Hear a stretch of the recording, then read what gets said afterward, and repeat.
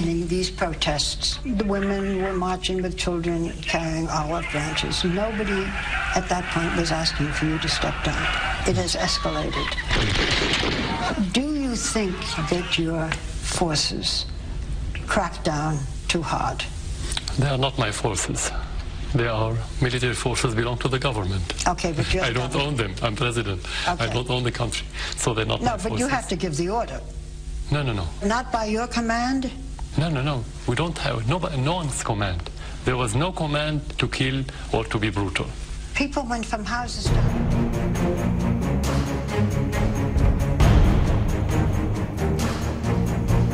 These protests, the women were marching with children carrying olive branches. Nobody at that point was asking for you to step down. It has escalated. Do you think that your forces cracked down too hard? They are not my forces. They are military forces, belong to the government. Okay, but you're the government. I don't own them. I'm president. Okay. I don't own the country. So they're not my forces. No, but you have to give the order. No, no, no. In the Constitution, in the law, the mission of the institution to protect the people, to stand against any chaos or any terrorist. That their job, according to the Constitution and to the law of the institution.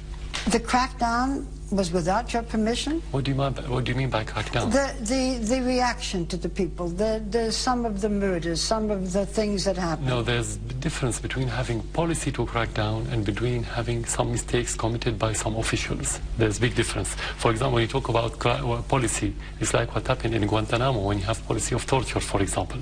We don't have such a policy to crack down or torture people.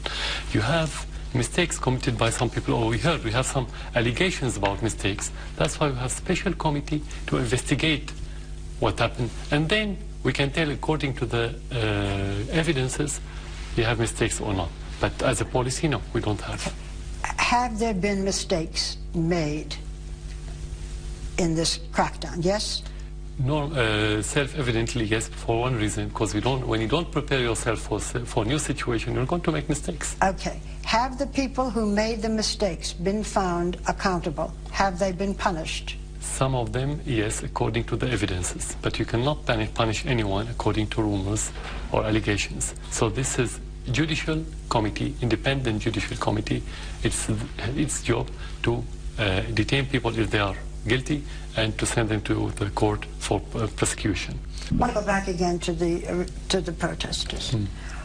Do you think that the crackdown in the beginning was too much? I must say, it's about personal mistakes, not about policy. There was no policy of cracking down. There was policy of facing the terrorists. When you have militants, you have to face the militants. You don't allow in the United States to have militants. And remember what happened in Los Angeles in the 90s, when you sent the army to the city to face the terrorists. It's the same. Our protests, we don't kill people, and we have press seeing it all. But nobody knows yet who killed the people. Because the same question, who killed the 1,100 soldiers?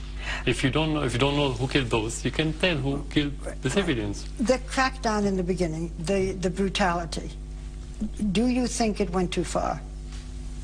I cannot tell you this without the evidence. You ask me to tell you according to rumors or to reports. It's not enough for me as president. For me, when there's policy, I could say yes or no. When there's individuals with concrete evidence who committed mistake, I would say yes or no. Did you give the order for the crackdown? No, we give the order to implement the Constitution and the law. That's the order, and that's the job of the president. But who gave the order to react against the protesters? You don't need order, because this is their job. Well, somebody had to say, use guns. Somebody had to say their arrest. No, there was even written not to use guns. That's why I said it wasn't policy. Their job is to prevent people, like any other country. You have their own means. They have these plastic stick things. Whenever they used machine guns against civilians, this is breaching of the law. It happened? In some cases, yes. And they were caught, and they were detained, I mean.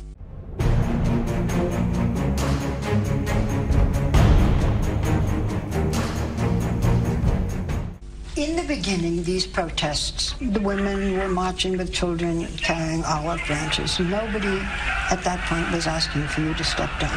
It has escalated. Do you think that your forces cracked down too hard? They are not my forces. They are military forces belong to the government. Okay, but you're I don't own them. I'm president. Okay. I don't own the country. So they're not my forces. No, but you have to give the order. No, no, no. Not by your command? No, no, no. We don't have, no one's command. There was no command to kill or to be brutal. People went from houses to...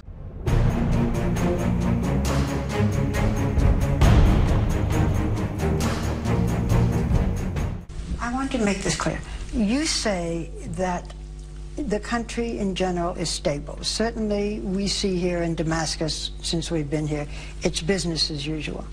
But there are areas of this country, an hour and a half away, in which there is still fighting, in which there are still protests. That's right. Do you see that as something important, people fighting for their freedom, or do you see it as a little something here and a little something there? No, you have different components. Not everybody's fighting for the freedom. You have people who want freedom, and that's why we have reform, because we recognize those people. And most of the people that they need freedom, they didn't demonstrate. Not everybody in the street demonstrating for freedom. You have different components. You have extremists, religious extremists. You have outlaws, people who have been convicted in the court, and they've been escaping for years now. Drug smugglers. And you have like-minded people of Al-Qaeda and those. So it's different components. You have money coming from outside just for the media, propaganda. They give money to people, they demonstrate for 15 minutes or for half an hour, then in the media you see demonstrations. So you have different components. I'm not saying you have one here. You have everything. You have real demonstrations, you have peaceful demonstrations, you have militants, you have terrorists, you have everything. In the same place sometimes. Mr. President, you have people an hour and a half away from here protesting. You have people who have been killed and people who have been tortured, and still they're protesting. And you say you have the support of your people? No, you are mixing between the protesters and the killing. It's different. Now we are having terrorists in many places killing. Now? No, not only now. No, from the very beginning. No, not now. Now it's recognized in the media, that's the difference. But from the very first few weeks, we had those terrorists. They are getting more and more aggressive. They've been killing. We have over 1,100 soldiers and policemen killed. Who killed them? Peaceful demonstrations? This is not logical. This is unpolitical. Our view is there were peaceful protesters. They were killed. Some were tortured. It was a brutal reaction. Are we wrong in thinking that? Every brutal reaction was by individual, not by institution. That's what you have to know. Not by institution. Institution means policy. We don't have policy. We don't have institution that kill people or give order for brutal reaction. This is individual, and that's what I describe as individual mistakes. But not by your command? No. We don't have no one's command. There was no command to kill or to be brutal. So that was individual people or individual overreacting? That depends, because when you have chaos in some areas, anyone could make this mistake or committed crime or aggression or whatever.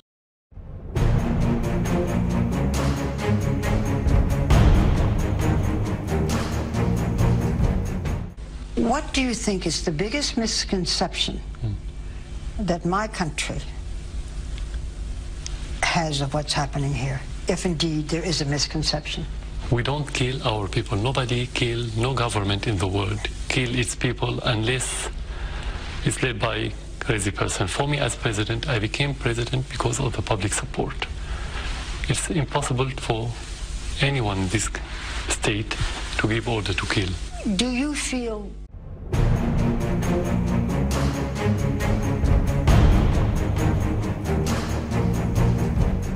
I think it's the biggest misconception that my country has of what's happening here, if indeed there is a misconception? Misconception about a lot of things I cannot tell you because it's so many facts, distorted facts, you have them in the media. But the most important thing, as accumulation of these facts, you don't have vision. The problem with the West in general, especially the United States, they don't have vision about, at least my region, I wouldn't talk about the rest of the world, failing in Iraq, failing in Afghanistan, failing in fighting terrorism. The situation is getting worse and worse in the rest of the world. The question you ask as American, what did you get? Where did you win? Well, you spend trillions where you could spend a few hundred of millions and get better results. So that it harms your interest, but at the same time, it harms others' interests. So this is the misconception, I think. Dealing with the protesters, what is the misconception, if there is any, about this the protests? Yeah. That's what is being focused on now. Okay.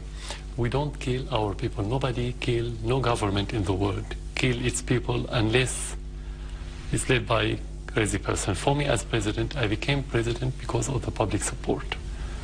It's impossible for anyone in this state to give order to kill people. We have militants, those militants killing soldiers and killing civilians. This morning we lost 9 civilians killed in Homs in the middle of Syria, and they are supporters. Most of the victims are government supported. That's something they don't know. They think every civilian is demonstrator and every civilian is against the government, which is not true.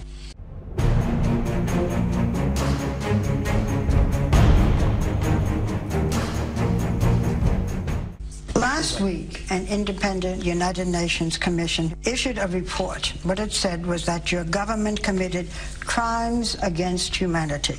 And they went on torture, rape, and other forms of sexual violence against protesters, including against children.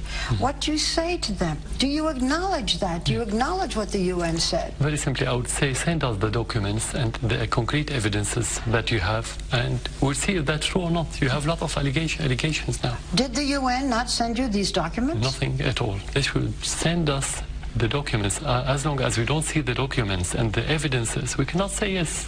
That's normal. We cannot say just because the United Nations. Who said that the United Nations is a credible institution?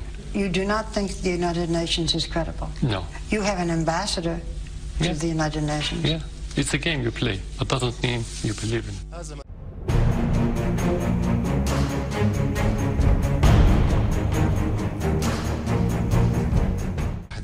Last week, an independent United Nations commission who interviewed more than 225 people issued a report. What it said was that your government committed crimes against humanity. And they went on torture, rape, and other forms of sexual violence against protesters, including against children. What do you say to them? I mean, what I'm saying again and again is that protesters were beaten. Things happened to them. Do you acknowledge that? Do you acknowledge what the UN said? Very simply, I would say send us the documents and the concrete evidences that you have, and we'll see if that's true or not. You have a lot of allegations now. Did the UN not send you these documents? Nothing at all. You mean the first you're hearing? They don't have even the names. Who are the rape people, or who are the torture people? Who are they? We don't have any name. They didn't. But they've issued... Sorry? Mr. President, they have issued this report. They have accused you and your regime. According to what? Well, according to what they said, it's 225 people, witnesses, men, women, children, whom they interviewed and identified. And that's when they called it crimes against humanity. We are government. We have institutions. They should send us the documents. As long as we don't see the documents and the evidences, we cannot say yes. That's normal. We cannot say just because the United Nations. Who said that the United Nations is a credible institution, first of all? Who says that the United Nations... Who said? We know that you have the double standard in the world, in the United States policy, in the United Nations that's controlled by the United States and the West. So it has no credibility. So it's about evidences and documents. Whenever they have, we can discuss it. Just to discuss a report that we don't see any reality related to it, just a waste of time. You do not think that the United Nations is a credible organization? No, for one reason. They haven't implemented, they never implemented any of the resolution that related to the Arab world, for example, to the Palestinians, to the Syrian land. Why don't they? If they talk about human rights, what about the Palestinians suffering in the occupied territory? What about my land and my people that left their land because it's occupied by Israel? Of course not. You haven't. For every citizen, it's not for me as president. I'm telling you about the perception in the whole region. You do not think the United Nations is credible? It has never been credible. Really? Never. It's not something before my generation. It's something we inherited as a concept, as belief. You have an ambassador to Yes. the United Nations. Yeah, it's a game you play. That doesn't mean you believe in it.